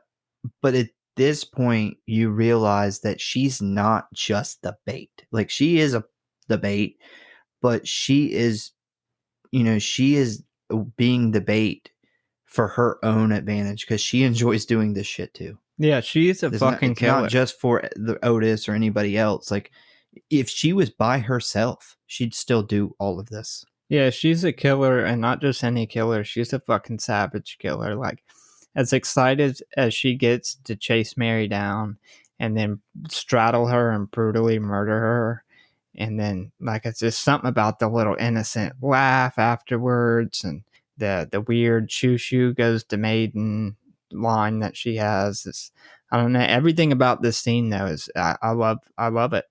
Love this scene. Well, this is when, in my opinion, the movie kind of becomes like a bit of a fever dream. I feel like Rob Zombie did some acid and wrote the rest of this movie from this point on. Yeah, they literally have a catacombs under their house. Yeah, so, once they lower them down, these like zombie-like creatures come up out of the water and they rip this coffin apart, which, they must have really strong hands to just rip apart this wood coffin. There's something about zombie-like creatures coming out of the water too. That's always in any horror movie. Super creepy. But I don't know if these are like. I think these are supposed to be the people that Dr. Satan has been working on, like people that he fucked up. This. Anytime you have zombies coming out of the water and it's creepy, like I feel like, at least for me, that started in Toy Story where those soldiers come out of the fucking mud puddle when they're trying to scare Sid. It scares and they got Sid. like the nail like in his head and his like legs totally like crooked and like and there's like 3 of them. It's and all the like, ones Sid's tortured. They're literally walking like zombies too. Like that is exactly what they're supposed to be. And I remember being a kid and being like, man, this is great. This is cool. This is all. What the fuck is that? Like, are those zombie army men? Yeah, every time I see it, like any like dead or zombies or anything like that coming out of the water, I think back at the original Poltergeist, the pool scene, which is super fucking scary scene too. Well, they actually used real dead bodies for that. Well, you got the Poltergeist, I got Toy Story. I could see the Toy Story. That's it worked. It scared the shit out of Sid. So after they rip the coffin apart, they end up dragging Jerry kind of off into the darkness. Denise starts like looking around, realizing that she is inside some kind of like underground tunnel like place. In the catacombs. Yeah, exactly what this is. She finds this old kind of crazy man who ends up ripping her bunny costume off. Funny thing about this old crazy guy. So he's wearing pretty much the top part of Jerry's bunny costume. And this funny story, Rob Zombie's mom, when she watched this movie, thought that Rob Zombie played that part in the movie. Oh God. That's bad when your own mom is like thinks that you played that. That the guy's old as fucking shit. Rob Zombie like kind of looks like that though. Like Rob Zombie looks like when he a gets grimy up, old man. When he gets up in the morning, he doesn't get his coffee first. He goes out and rolls around in some dust. He comes back in and he gets his coffee. He does. I'm pretty sure when he goes on tour, he just never showers. Like I'm pretty sure he just rolls in that mud and that's how he play. Like we've seen him live. I was about to say dirty as shit. We've seen him live and he came out and he looked like he had been wearing those clothes for 2 years. Yeah. In a dust storm. For sure. Yeah. But I thought when I first seen this scene, I remember the first time I ever watched this, when I seen this scene for the first time, and these two, like this old man, this other weird thing comes and like rips her clothes off. I thought she was going to get raped. I did. Rob Zombie. I was like, oh my God, man, this movie's rough. Yeah, I'm happy there wasn't a rape scene in this part. You can do all the skinning of people's dads and wearing their skin suit. You can scalp people. You can torture teenage high school cheerleaders.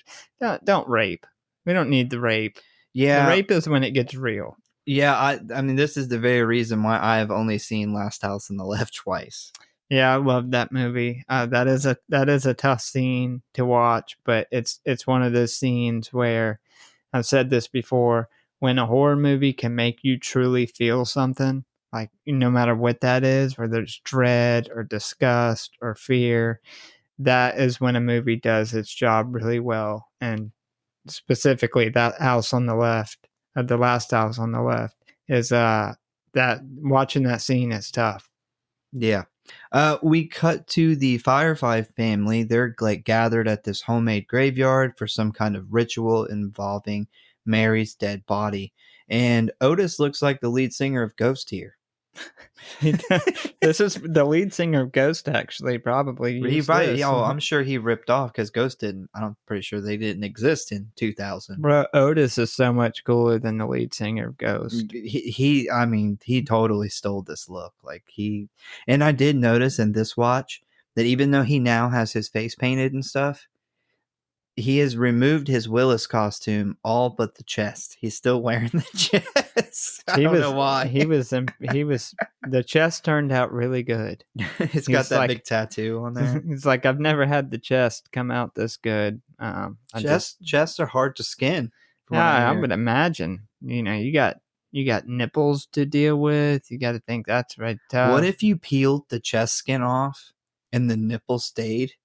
Like they just kind of like are cut out, like they rip out, because your nipples are attached to glands that go throughout your body. Even on males, there's like, I think you have like all mammals have, I don't know, like 8 of them, I think, throughout your body. But yeah, I would imagine that the nipples pretty connected on the inside. It's just like a skinned body with nipples. Got hookups in there. Denise wanders further into the tunnel system where she starts to see like tons of dead bodies. Like they're kind of just lined up on the walls. They've been there for a long time. She eventually reaches an opening that is lit up with a big door made of bones. And that bone chandelier is fucking awesome. Bro, I was trying to think of how to describe this in my notes. It is a cathedral of death. That's what this is. That's actually good. It is really good. Perfect cathedral of death. Yeah, so she walks through a door to find many mentally ill and deformed people kind of just chilling, watching TV and eating. And more nasty eating shots. I mean, good God. Oh, fuck you, Rob Zombie. Yeah. Fuck you for this. Don't eat and watch this movie because you will not want to continue eating. She hears a power tool like off in the corner, and she looks to see Jerry strapped to an operating table with his skull cut open. A very old and very gross looking Dr. Satan is doing surgery on Jerry's brain.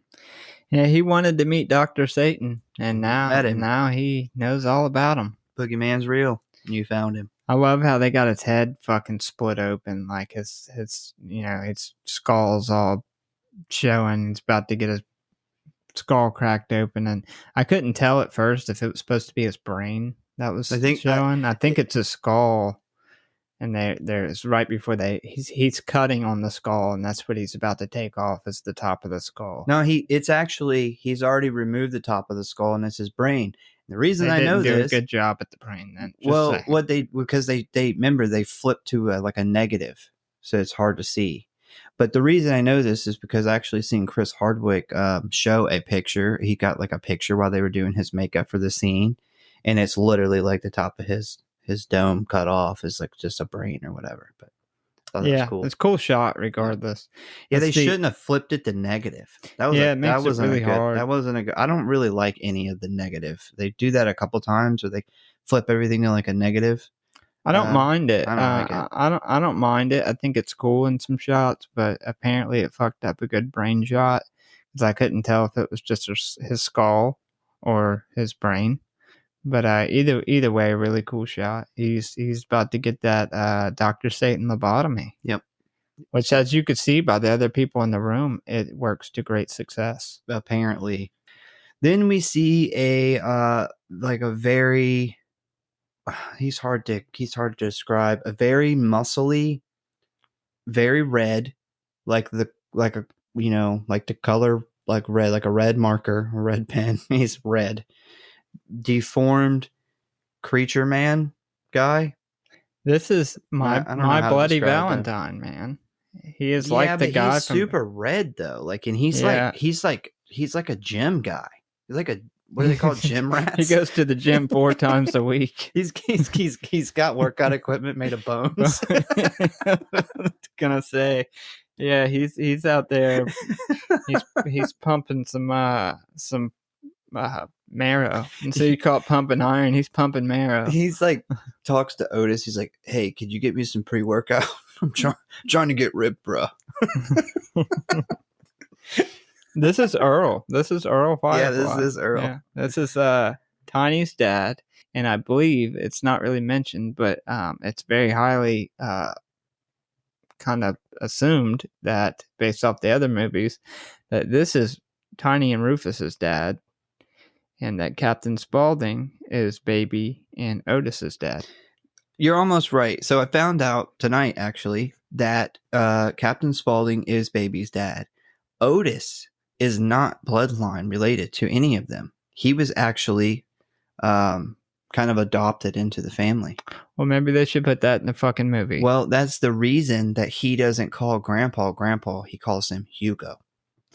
I wouldn't call that guy Grandpa either. Well, everybody else calls him Grandpa. All the rest of the family calls him Grandpa. But then there's a scene where he's like, "Don't you start with me, Hugo." So he is actually, and then he also kind of talks shit about Captain Spaulding. They never put that in the movie. Yeah. No, it's in the kind of like when you research the movie, it's like, Okay, so probably Rob Zombie said it in an interview or something. Well, so the thing about Rob Zombie is he's been asked about it many times, and he essentially says, "I don't know, man. I just wrote the story. Like, I didn't write it to make any sense." He said he's even heard the theory about this red muscle guy, this gym guy. He's a personal trainer. Yeah, he's got an ad on like fucking Facebook and shit. He's got an Indeed. This is the personal trainer you do not want your wife going to. So he said he's heard the theory about this being Earl, which I'm pretty sure they show him setting. Yeah, hold on now. This isn't a theory. No. They show this in the movie. This is according to Rob Zombie. Well, Rob Zombie don't know what the fuck he wrote in his own movie. I'm telling you.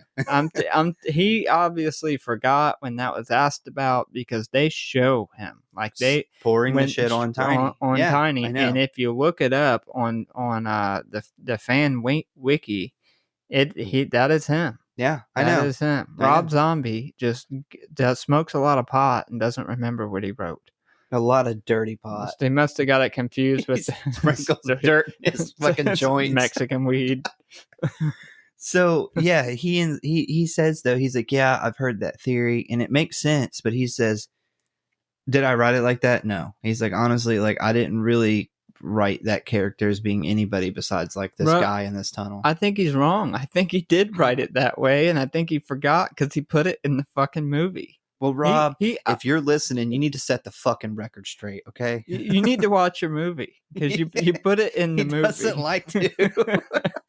He doesn't like watching this movie at all. Yeah, you definitely need to pop House of a Thousand Corpses in. Don't pop anything else like acid or anything, and watch it. Well, people's even tried to ask him about like, are Otis and Baby, like, are they both Captain Spaulding's kids? And he's like, yeah, I don't know. They say that in the second movie too, and the Devil's Rejects. They talk about that. I think when he made the Devil's Rejects, he's like, I got to do something because people keep asking me about this shit. Yeah, yeah. Watch your movies, Rob. So anyway, my opinion though, this is the scariest fucking guy in the movie. Dr. Satan, it has this build up the entire time, and Dr. Satan is creepy, but he looks like I could probably beat him with my arm tied behind my back. He can't even hold his arms up on it. Yeah, he had to build a machine to hold his fucking arms up. How does he wipe his ass? He doesn't. He doesn't. He goes with the old Rob Zombie feel. He doesn't wipe his ass. His ass is as gross as Mama's teeth. It's just nothing gets cleaned here. No, nothing's been cleaned in this household since fucking 58. When they got rid of that 58. phone. When they got rid of that phone, everything changed. They did spring cleaning for the last time. Ditch the phone, ditch the toothbrushes, no more TP. It's a waste of money. Nash says, "You think these some bitches have a yard sale?" They did such a good job making the house look like a hoarder's house, like a junky hoarding house that you would see in real life. They nailed that shit for being on a back lot. Faux show. But yeah, Earl Firefly, in my opinion, is the scariest looking one out of all of them. Obviously, the one I would least likely to have hold of me is Otis, because Otis is fucking nuts. But as far as look-wise, yeah, Earl Firefly, scary looking fucking guy. So yeah, he shows up, he walks into the room, he's holding an axe and he's wearing like this breathing apparatus like over his face. He starts to go after her. She kind of takes off running like back down this tunnel. She ends up at the dead end, and he like removes his mask for a moment to like puke a little. All that running made him sick, man. He just pulls it down and a little bit of like jelly puke just comes out of his mouth. He took too much pre-workout. Taking too much pre-workout will make you sick. That's what it was. So he has her cornered and he goes to strike her with the axe and she suddenly kind of dodges him. He ends up hitting a support beam, causing part of this tunnel system to collapse, and it crushes him and leaves him unconscious. Yeah, he is the scariest, but he's not the best in the family at killing people. So that's why he's in the basement. The funny thing about this scene is, I don't know why they did this, but that was a real axe. That was very sharp. And the actor who is playing this red gem man, he's got these goggles on, and apparently he could not see very well out of them. And he could not see when he went to like swing the axe at her. He couldn't really see where he was like supposed to like miss her, but kind of looked like he was going to hit her. And she didn't move in time. And he almost chopped her in the head with the fucking real axe. And so Rob Zombie tells this story and he goes, yeah, we almost fucked up really bad. And we thought that the actress would just move. And then like she didn't. So luckily he missed her just barely. But she just didn't move out of the way. Like, what the fuck? They have like safety people and rules on movies. Not in 2000, they didn't. I would imagine this was something that was shot in his basement, and that's probably why it was the only. He probably just grabbed an axe in his basement, whatever he had laying around. He goes like gets it out of the dirt pile in his yard. Universal would never let them use a real axe and almost kill. I mean, we almost got a really good horror shot though. Yeah, well, I mean, that'd have been. This movie probably would have never been seen if she would have got killed. Like, this movie would have never left the shelf. No, especially being the type of movie it is. No, this would have never seen the light of day. I'm glad that she didn't get cut. I would say that. This creates like a hole in the ceiling of the tunnel, and she kind of passes out for a while, but then she eventually wakes up. She climbs out of the hole in the ceiling and is greeted by the morning sun. They skipped the part where tiny little baby mama Firefly went in and kissed her too. That's why she passed out. Yep. She couldn't take it. She probably thought about the kiss. Yeah. She was like, oh, yeah. And then that was it. Very much exhausted and in shock, she walks out to the road where a car pulls up and stops. She has survived the ordeal. She is now making her final escape. So I get that she's like the final girl here, but I don't really get final girl vibes from her. Like, I do wish that they would. I don't really know what they could have done, but final girls are normally likable. She's not. It's not even that. I feel like she's only becomes a final girl for like 10 minutes of this movie. Rob Zombie is not good with final girls. If you've looked in the past, this is true. He's not good. Pretty much all of his movies. That 31 where Cherry Moon Zombie is the final girl, like that is one of the hardest Rob Zombie movies for me to watch. But That's rough. you still get the final girl vibe from her in that movie. This movie is non-existent. I don't get the final girl. I get such a cringe vibe from that's when I watched that movie. Until we just covered this movie, and I'll admit this, I don't have any problem admitting it. I didn't know either one of these girls' fucking name. As many times as I've seen this movie, I've never paid attention to either one of their names. Bro, every movie we've covered, I have not known the names of the characters. Oh, God. I mean, I knew like Otis and Baby. You knew the important little 7-pound, 3-ounce little baby mama Firefly. I knew her name. But outside of the like 2 or 3 main characters in every movie we've covered, you have like a 3-name limit. I do. Like my brain is terrible with names, like absolutely terrible. So yeah, I'm with you. I didn't even know they had names. Well, for me that's different though, because I, for some odd reason, can normally remember when a movie comes out, like what year it came out. I can remember like a lot of the actors that are in it. I can remember a lot of the character names. In this movie, I have never paid any attention or remembered either one of their names. Oh, did you know Jerry or Bill's name? Yep. Oh, I didn't. I definitely did. I didn't. I knew it as Dwight. The Talking Dead guy. Yeah, Dwight and the Talking Dead guy. Oh, shit. But anyway, the driver of the car is revealed to be Captain Spaulding.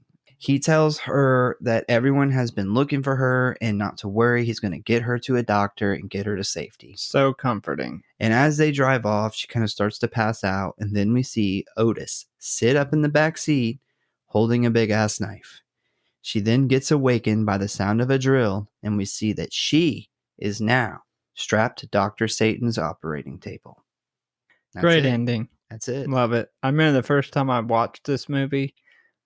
By this point, I kind of forgotten about Captain Spaulding and didn't necessarily think that he was part of the family. And especially the way he's being so comforting there at the end after she, Night of the Living Dead style, pops out her hand out the ground and crawls out and flags him down. I love that.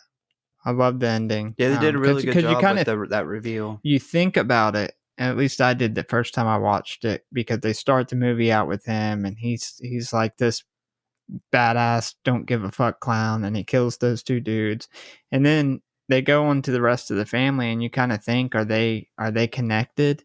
And then by the end of the movie you kind of have forgotten about him and you think, well, he's done talked to the police, like he's probably not part of the family. And then the reveal at the end I loved. Well, the family even talks about him at the dinner table, and they don't mention he has anything to do with the family. They pretty much are like, he's some crazy old, guy who wants to sell people junk. They talk shit about him. Yeah. They do a really good job with that. Yeah. So I love that ending. Thought that was great. And I love movies that everybody dies in. Very grim movies, especially when they're not likable characters, and none of these people were likable characters. I liked Bill. Bill was I'll say he's a neutral character. Oh, I really liked Bill. I didn't think he's the only one I really liked. I wouldn't be like, it wasn't like in Vacancy when David dies and you're like, oh no, I really like David. It was like, he was neutral. I didn't want to see him die. Unfortunately, he's no David. He is no David. He is definitely no David. Yeah, he was the only one I didn't dislike. That's how I'll put it. So anyway, I love movies where everybody dies. It's especially a cast like this. So I thought it was a great ending. So I got a couple cool things about this movie. We'll go over real quick. This was Dennis Fimple's last film, who played Grandpa/Hugo. He was very sick with heart disease during filming. That is why most of his scenes were him pretty much sitting down. However, this is fucked up. He died in a car crash in 2002. Oh, fuck, man. Now I feel bad.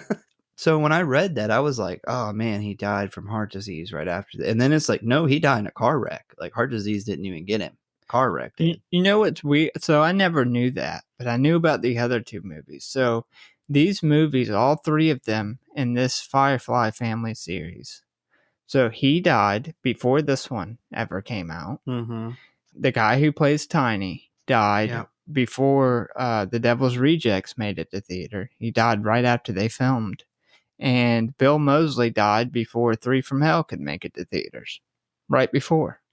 Bill Moseley died. Not Bill Moseley, sorry. It's like Bill Moseley dead. Dude, I told you I'm terrible with names.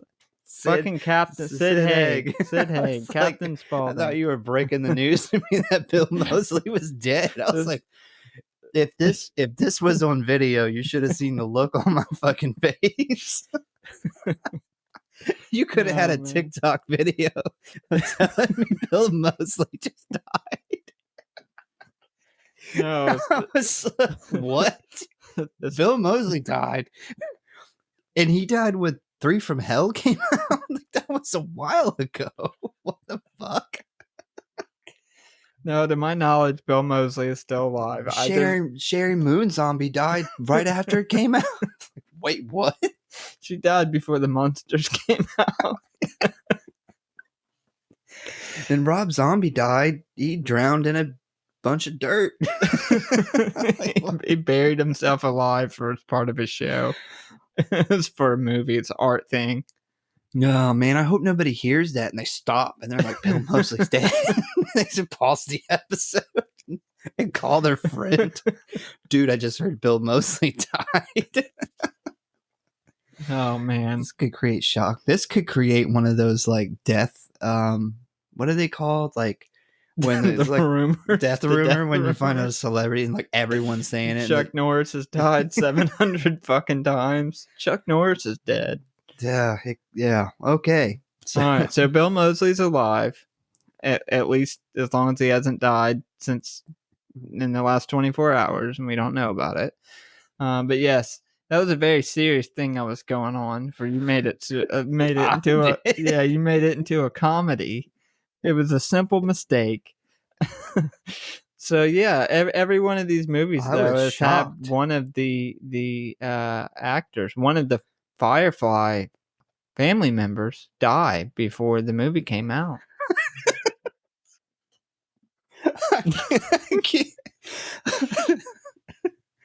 I can't wait to listen to this episode. Like when I'm editing it and I come to this part and I can hear my reaction. We're like, cutting that shit out. Bill Moseley died. We're cutting that out. And I think my voice broke a little. I was like upset. Nah, man, he was alive after this. He actually it was right after 31 and he passed. My eyes are raining. So speaking of Grandpa, in the original ending of the movie, it was to be revealed that he was actually Dr. Satan. Well, like as Rob Zombie was like, I can't do anything that makes sense. I can't connect any dots here. Yeah, and he was originally not called Dr. Satan. He was like called the Mad Doctor. It was the original name. So I'm glad they changed that because Dr. Satan's way better. Well, I learned when I looked it up with Earl that Rob Zombie can't remember writing about in the movie. He's actually the professor. No. He's Earl the professor, and he works with Dr. Satan. But I'm glad that they didn't do Grandpa as Dr. Satan. Yeah, that would have been kind of too obvious. Grandpa sucks. Not the guy who played him, of course. He's dead. Rest in peace. Yep. The original 105-minute version of the film was screened at a film festival before Lionsgate got it. This version was then leaked on a file-sharing website, so the original uncut version of the film is out there somewhere. There are people that have the 105-minute uncut version of this movie. If somebody listening knows where we can find that, please send it to us. Absolutely. Yeah, it is circulating out there amongst many people. I guess it is considered a very rare find if you come across somebody who's like burning on a DVD, but it has been known to be in people's personal collection, which is fantastic. Yeah, that would bastard. be awesome to come across. I don't even think Rob Zombie has that. Back when it came out in 2003, it probably took them 2.5 days to download the damn thing. I remember downloading shit back then was slow. No, yeah, it probably came with like 47 viruses on your computer too. Yep. The old LimeWire days, or was it the Kaza? Was Kaza come before LimeWire? No, LimeWire was first. You know, I actually heard something I don't know interesting. about that. Yeah, I'm gonna hit the button there. Disagree. well, I'm gonna disagree. as well. Kaza was first, man. So I actually heard something interesting about LimeWire the other day. Is you had the free LimeWire, which is what 99% of the people used, and then they always advertised that there was a LimeWire Pro that you could pay for. And I don't remember what it did. Maybe it I think it downloaded faster. Yeah, or something. So then I found out that people used to actually get on LimeWire and look up LimeWire Pro and download it for free. That is the most LimeWire thing I've ever fucking heard in my life. That is so funny because remember used to be able to share anything on there, including software. So somebody bought LimeWire Pro and then just put it on LimeWire, and then people just downloaded LimeWire Pro for free. I was like, genius. Yeah. Shout out to LimeWire for not catching that. Yeah. They're like it's against our morals to take anything off. Yeah. It's like the dark web before the dark web. Anybody can put anything on here. We can't take it off. Despite only appearing in horror movies, Sherry Moon Zombie doesn't like horror films. Well, boo. That sucks to hear. That's weird. So she says that they scare her too much. She doesn't watch them. Well, that's weird. She was great in this movie, but maybe that's why she's not great in her other films. Although she did play funny. We're doing actually. She's gonna be in next week's episode too. Oh, but yeah. She plays. I didn't think about that. She plays Michael Myers' mom really good. She plays a trashy stripper mom very good. She is really good in that movie, actually. I agree. I agree. That's besides this movie, it's probably my second favorite movie she's in. Yeah, I put this film series as first, and then I think that's the second best thing she's ever played, and then everything is probably downhill from there. So Lillian Munster, I will say she did better than I thought she would at playing that, but that's not a horror movie. So this one's really cool. This house, the House of a Thousand Corpse House, was used by Slipknot in the music video Left Behind. That's cool. That's awesome. If I was a famous band, I would also shoot a video at this house. Did they do it specifically because it was the House of a Thousand Corpses house, or was it because they were working with Universal Records? I'm going to assume the first one, but I don't know. I don't know. I would like to believe it's the first one as well. I don't think they've ever really commented on why they used it, but so the stuntman standing in for Harrison Young, who is old Private Ryan / Denise's dad, Willis, had to lie face down in a puddle for the entirety of the comically long 26-second tracking shot where Otis shoots Officer Nash. And hold his breath for 26 seconds in that fucking puddle. That sucks. Yeah. You couldn't have gave him a straw or something that you couldn't see? Yeah, rigged up like an air breathing tank. Like this was the most unmovie movie made ever. Like they almost killed somebody with an axe. They almost drowned an old man in a puddle that Rob Zombie just got done rolling in. Yeah, I was gonna say, fun fact, that was actually Rob Zombie's puddle that he got into to wash every night. That wasn't initially a hole. It just became a hole from Rob Zombie. That was his rolling around spot when he got up for the day. You know, like a dog like scratches his back, he lies on his back and does that like wiggle. And does he go out in the yard rolling shit? So he's got a favorable smell. And the last one is, in an interview in 2014, Zombie admitted that despite the film's cult following, he doesn't really like it. Because it was his first time writing and directing, all he sees is the flaws in it. Well, that sucks. Yeah, bummer. I'll say there's some people out there who really like this movie that probably don't like Rob Zombie too much. So, that was mean. I shouldn't have said that. But it's a good movie, man. Watch the movie again. He obviously hasn't watched the movie in a long time. I don't hear a lot of people I know a lot of people shit on Rob Zombie movies. I don't hear a lot of people really shit on this movie. I've heard many times people say everything Rob Zombie does sucks except for this movie. Well, I don't think there's a lot of hate for this movie. There's a lot of hate for him, not this movie. But this movie is really different from everything else he's done too, though. So yeah, I agree. This has got it's got a very psychedelic feel to it. what's really interesting, and we were talking about it a couple weeks ago, is everyone absolutely shit all over Rob Zombie's Halloween remakes until David Gordon Green's Blumhouse fucking shit came out, and now people actually like the Rob Zombie Halloween movies. That's how it is, man. That's how, like, if you look at, like, the Star Wars, how much shit the prequels got until Yep, the it's the same newest ones thing. came out. Now, people like those. I love his Halloween movies, but the first one especially. I know there's a lot of older people out there who disagree immensely with that, but hopefully David Gordon Green changed their mind with at least the last one, because that was a fucking shit show. Well, what I worry about is because we know Michael Myers isn't going away. Somebody else comes out with some Halloween movies. Are people going to say David Gordon Green's Halloweens aren't that bad? Because I think they're wrong. The first and the second one I don't think were that bad. The first one was good. I like the first one. The second one I thought was good, but it had some questionable writing. That's some stupid shit in it. Yeah, it's had some questionable stuff that didn't really need to be in the movie. The fireman kill scene, that was fucking great. The beginning, it's up top and it starts heading down. Now the third one was I've seen my dog, rest in peace, take better looking shits than that movie was.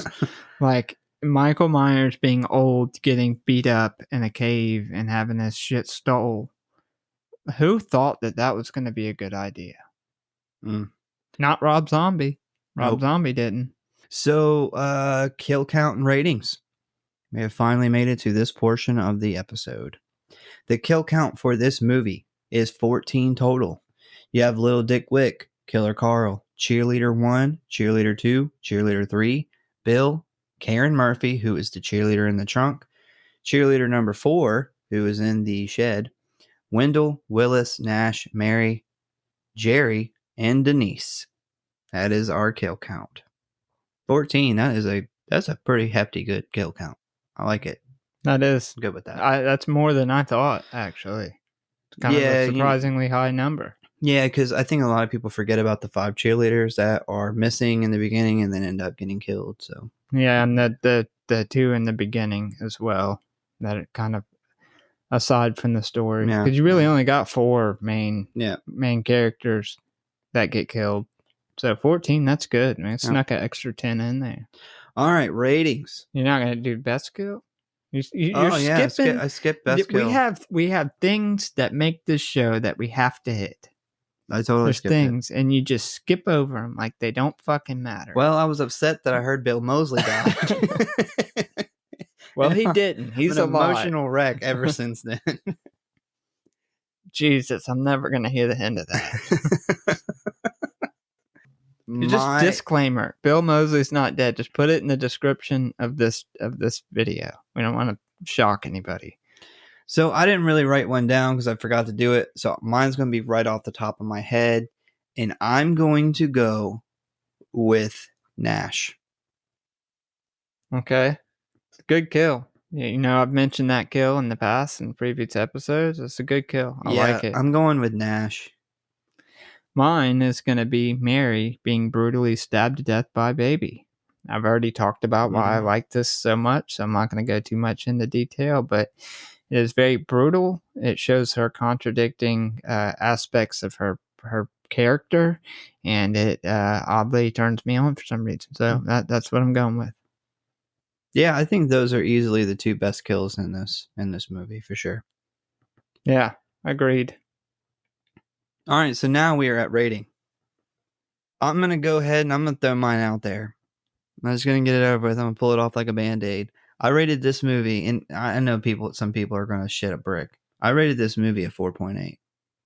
I would have rated this movie a 5 because this is, one of my favorite movies. I didn't rate it a 5 because it gets really crazy in the end. Like, it was pretty solid and I was pretty much on track with everything this movie was doing. And then we really just take a weird, like I said, a fever dream kind of trip. Things don't quite add up. They don't quite make sense. Like, it doesn't really make sense of how all these people are living down there, and the logistics of that are just, that's just not. It's almost like she's dreaming that this is happening. Like this, everything else up until this point could really happen. This is a very believable, realistic thing till we get to this point. So I would minus that, and then also we don't get to see the unrated, fucked up 108-minute version. I really would like to see that. Yeah, that would be great. I to would get to see maybe give that a 5 stars if I seen it and I was like, okay, this is even more. This is even more what I wanted. So, but yeah, I'm gonna go for 4.8. I feel really solid about that 4.8.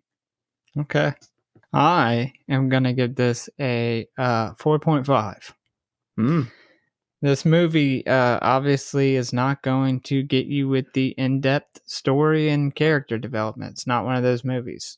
There's definite plot holes or stuff that doesn't make sense, doesn't line up with the second movie.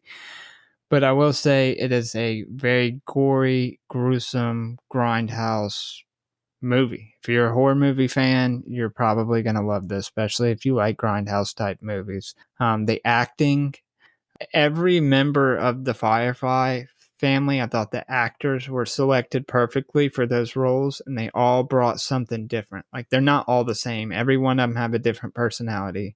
They're all different. I think the thing I like the most about this movie, though, is the feel of the movie, the cinematography. Oh, it's fantastic. The lighting in it, the colors. It's just overall, it's a fantastic feeling movie. So, and it's got a very different psychedelic feel from what Rob Zombie's done since then. And I think it fits in with the colors, lighting, cinematography, all of it. I think it goes together great. I would say overall, if you haven't seen this movie, you're doing yourself a disservice. You should probably go watch it.